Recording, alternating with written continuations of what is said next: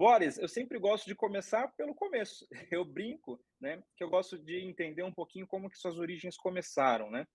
A gente sempre vê a pessoa no auge, você no auge, assim, um mega repórter super renomado, mas ninguém vê o início ali, o começo de tudo. E eu gosto de entender, assim, como que tudo começou, esse amor pelo jornalismo, como foi seu primeiro emprego, como que começou toda essa sua trajetória?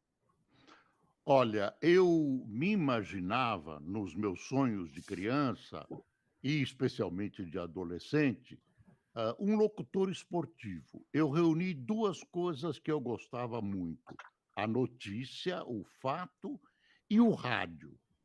Desde o aparelho de rádio até o meio de comunicação rádio. Eu era uma criança muito impressionada com aquele aparelho que falava.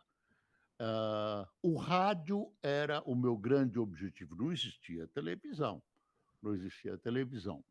Caramba, O gosto pela notícia, Ian, começou com o meu pai, que não enxergava bem, me trazia na hora do almoço os jornais e eu, deitava no chão, abria o jornal, lia para ele a manchete da notícia, o título da notícia, e ele dizia: "Lê, não lê, pula", e de vez em quando eu pedi uma explicação para ele do que era aquela notícia. Então eu desenvolvi o hábito de ler alto e também de entender a notícia, mas eu pensava, como eu gostava muito de futebol, eu imaginei que eu casaria o rádio com o esporte. E comecei no rádio, no esporte. Eu fiz um teste aos 16 anos, numa rádio que não existe mais, a Rádio Piratininga de São Paulo, e, fui contratado como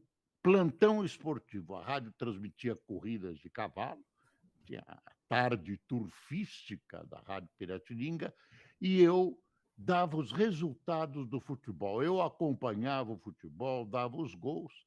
Daí eu conheci, uma pessoa na rádio, que era o James Membrives, que era locutor da rádio, que estava também trabalhando numa pequena rádio que estava começando, que também não existe mais, que é a Rádio Santo Amaro, e essa rádio era da coletividade japonesa. Inclusive, grande parte do dia ela transmitia em japonês. Eu estou falando de caramba. 1955, 56, e existia um grande número de emissoras que tinham programas em língua estrangeira. Em 63, 62, no governo João Goulart, esses programas não foram proibidos, mas era obrigado a traduzir, o que inviabilizava comercialmente o programa. E aí a rádio foi caindo.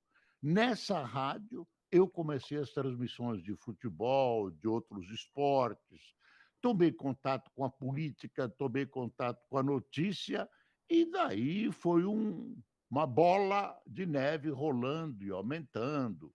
Ah, Acabei falando doce na Rádio Eldorado. A Rádio Eldorado era diferente dessa, Eldorado era do Estadão também, desta que aí está. E aí, ah, durante 7 anos, entrei na faculdade de Direito, que eu não terminei, tranquei no quinto ano.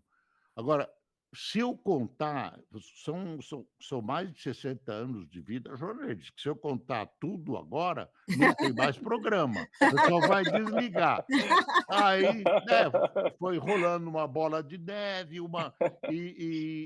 e aumenta, aumenta, aumenta, e aí apareceu um jornal numa época. Eu fui trabalhar em assessoria de imprensa, fui convidado, fui assessor do secretário da Agricultura, Herbert Levy, depois de Antônio Rodrigues Filho, que foi secretário da Agricultura e depois vice-governador, pai do Roberto Rodrigues, que no último governo Lula, no governo anterior, no Lula II, foi ministro da Agricultura. Depois trabalhei com o ministro da Agricultura, Luiz Fernando Cirne Lima, e depois eu fui secretário de imprensa do prefeito de São Paulo, José Carlos de Figueiredo Ferraz. Desses todos, o único que está vivo é o gaúcho Luiz Fernando Ciro Lima, com quem eu converso. Ele tinha 36 anos quando foi ministro da Agricultura. E daí conhece um, conhece para cá. Eu acabei na Folha de São Paulo, fui editor de política, fui editor do Painel, que é uma seção que existe até hoje, e fui editor-chefe por 2 vezes da Folha. E foi indo, e aí o Otávio Frias Filho, que era filho também, já falecido prematuramente, filho do publisher, né, do dono do jornal, de um dos donos, Otávio Frias de Oliveira, querido amigo Otávio.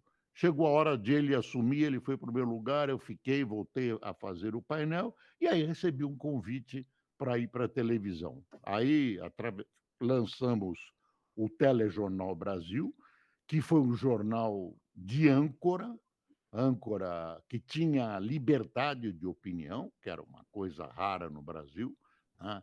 A característica do âncora era não um apresentador que lia texto dos outros, mas uma pessoa que podia comentar e que podia criar as pautas dos jornais. Depois do SBT, eu fui para a Record, recebi um convite da Record irrecusável. Eu fiquei quase 9 anos na Record, no SBT, 8 anos e meio mais ou menos na Record.